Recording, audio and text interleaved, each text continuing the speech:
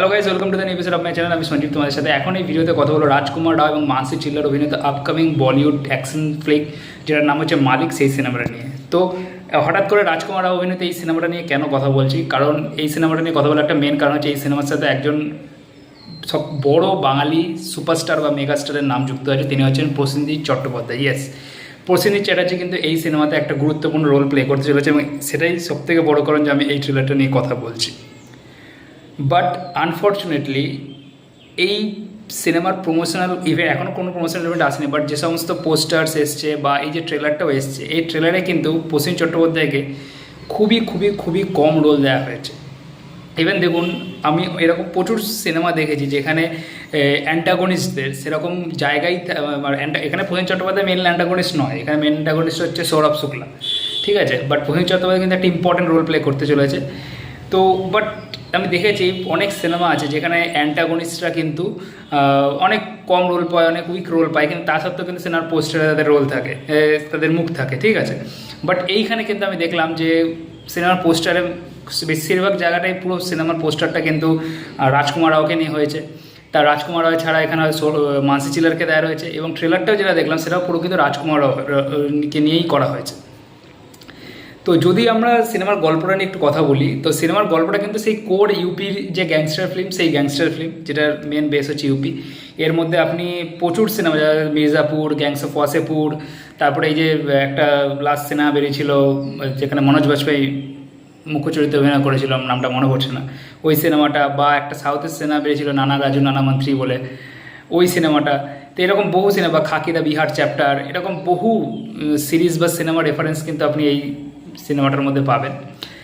তো মেন ইউপির গল্প, যেখান থেকে ইউপির একটা শোষিত সমাজের একটা ছেলে উঠে আসছে এবং সে বাকি লোকেদের, মানে ওখানকার যে বড়ো বড়ো সব নেতা বা যারা বড়ো বড়ো ওখানকার মানে বিজনেসম্যান, তাদের মেরে সমাজের উঁচু স্তরে উঠে আসছে এবং এমন একটা জায়গায় চলে আসছে যে তার হাতে বিশাল পাওয়ার এসে যাচ্ছে, সে পলিটিক্যাল কিং মেকার হয়ে যাচ্ছে এবং তারপরে তাকে মারার জন্য একজন পুলিশ অফিসারকে পাঠানো হচ্ছে এবং তারপরে তার ডাউনফল হচ্ছে, হয়তো তার স্ত্রী মারা যাবে বা তার পরিবারের অনেক বড় ক্ষতি হবে এবং লাস্টে গিয়ে সে মারা যাবে। এরকম একটা পুরো, যেরকম ইউপির মেনলি গ্যাংস্টার সিনেমাগুলো হয়, ইউপি বেস গ্যাংস্টার সিনেমাগুলো যেরকম দেখেছিস, তো সেরকমই গল্প, ঠিক আছে।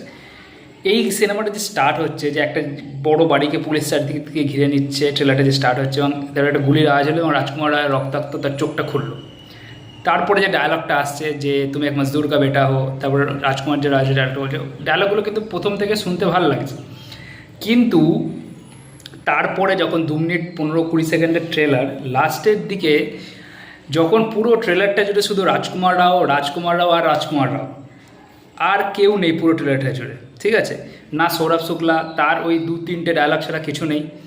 প্রসেনজিৎ চট্টোপাধ্যায়ের এন্ট্রিটা ভালো হয়েছে, যে যেখানে বলছে যে হামকো মারনে ওয়ালা কোই প্যাদা নেই, তখন যে হচ্ছে সিগারেট খেতে খেতে জিপ গাড়িতে, বাট ওই এন্ট্রিটা হলো, তারপরে একটা ডায়লগ, তারপরে পুরো ট্রেলারটা জুড়ে প্রসেনজিৎ চট্টোপাধ্যায়কে মাত্র 1-2বার জাস্ট একটা দুটো ঝলক দেখানো হলো, আর কিছু দেখানো হলো না। পুরো ট্রেলারটা জুড়ে জাস্ট মালিক অ্যান্ড তার ক্রিয়াকর্ম এবং সে যে কী করছে সবই মোটামুটি আমরা বুঝতে পেরে গেলাম পুরো ট্রেলারটা জুড়ে, ঠিক আছে। মানে পুরো গল্পটাই কিন্তু ট্রেলারে মোটামুটি তারা রিভিল করে দিল, তাহলে এক্সপেকটেশনটা কী থাকবে আর।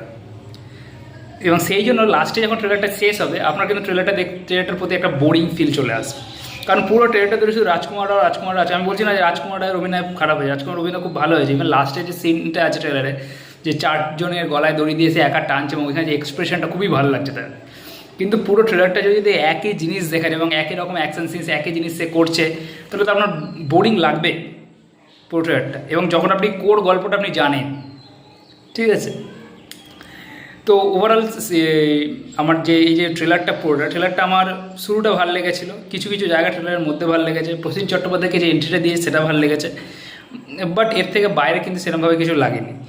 এবার পার্টিকুলারলি যে প্রসেনজিৎ চট্টোপাধ্যায়ের পার্টটার কথা বলি, আমি বললামই যে তার যে এন্ট্রিটা দিয়েছে সিগারেট খেতে সেটা কিন্তু ভালো, বাট এই ট্রেলারটার মধ্যে আরও একটুখানি তাকে দেখানো যেত, ঠিক আছে। তার প্রেজেন্সটা আরেকটু দেখানো যেত, এই টাসেলটাই যে চোর পুলিশের র্যাট অ্যান্ড দৌড়টা, সেটাই। যেমন এই যে এখানে একটা ডায়লগ আছে যে আব মজা আয়েগা, প্রসেনজিৎ চট্টোপাধ্যায়কে যে বলছে, অপোজিটে প্রসেনজিৎ চট্টোপাধ্যায়ের কোনো ডায়লগ নেই, বা প্রসেনজিৎ চট্টোপাধ্যায় সেরকম স্ট্রং ডায়লগই দেওয়া হয়।